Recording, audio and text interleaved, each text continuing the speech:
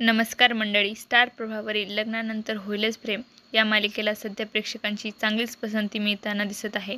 मालिकेमध्ये नुकताच पार पडलेल्या लग्न सोहळ्यामुळे या मालिकेत चांगला TRP वाढलेला आहे. ही मालिका सुरू झाल्यापासूनच प्रेक्षकांच्या डोळ्यांसमोर नंदिनी व पार्थ आणि काव्या व जीवा अशा जोड्या होत्या. पण पार्थ व नंदिनीच्या लग्नाच्या दिवशी नात्यांची समीकरण बदललेली दिसली.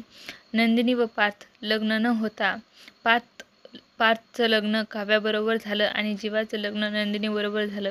मालिकेच्या पहिल्या प्रोमोपासून मालिकेची कथा अशी असणार असं दिसत होतं. पण मनात नसतानाही मनाविरुद्ध जोडल्या गेलेल्या या जोड्यांना बघून प्रेक्षक खूप नाराज झालेले दिसत आहेत.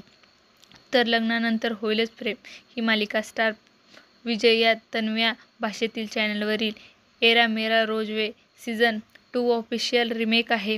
लग्नानंतर होईलच प्रेम या मालिकेत पुढे काय घडणार आहे आपण नक्कीच सांगू शकतो.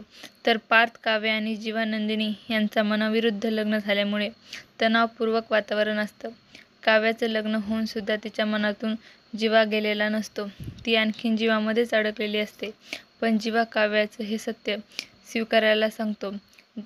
जीवा काव्याला सांगत असतो, आपल्यामध्ये जे काही नातं होतं ते आपण विसरून जाऊया. पण जीवाच्या बोलण्यामुळे काव्याची अवस्था खूप वाईट होते. पार्थ हा शेवटपर्यंत अगदी मॅच्युअर व जेंटलमॅनसारखा राहतो. तो काव्याची अवस्था समजतो आणि तिला पुरेसा वेळ देतो. काव्याची काळजी करणं, नियमित तिची विचारपूस करणं, तिला समजून घेणं, काव्याला नेहमी पाठिंबा देणं आणि तिला आदराने वागवणं. पार्थच्या या वागण्यामुळे काव्याला पार्थचा स्वभाव आवडू लागतो.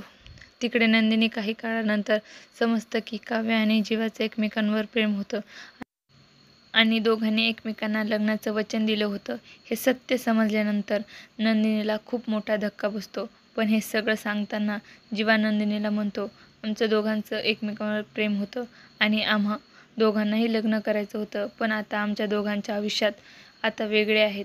तुला तर माहीतच आहे, जे मी तुला लग्नामध्ये वचन दिलं होतं मनापासून निभावण्याचा प्रयत्न करेल. हे ऐकल्यानंतर सुद्धा नंदिनीचं मन मात्र ऐकत नसतं. ती जीवापासून वेगळं होण्याचा निर्णय घेते आणि कुटुंबाला जीवा आणि काव्याच्या प्रेम प्रकरणाबद्दल समजतं तेव्हा त्यांना देखील खूप मोठा धक्का बसतो. पण सध्याच्या चाललेल्या आयुष्यात बघून नंदिनीने तिचा निर्णय बदलावा असंच सगळ्यांना वाटत असतं. नंतर हळूहळू नंदिनीलाही दिसतं जीवा किती प्रामाणिकपणे त्याच्या कमिटमेंट निभावत आहे आणि जीवाला माफ करण्याचा निर्णय घेते. तर अशाच प्रकारे अनेक चढ-उतार येऊन देखील आपापल्या नात्याला प्रामाणिकपणे एक संधी द्यायचं ठरवतात आणि ते त्यांच्यामध्ये यशस्वी देखील होतात. तर अशाच प्रकारे ही जोडपी आपापल्या आयुष्यात पुढे जाताना या मालिकेत दिसणार आहे. तर लग्नानंतर होईलच प्रेम ही मालिका तुम्हाला आवडते का? हे कमेंटमध्ये नक्की सांगा. अशाच नवनवीन अपडेट्ससाठी आपल्या चॅनलला सबस्क्राईब करा.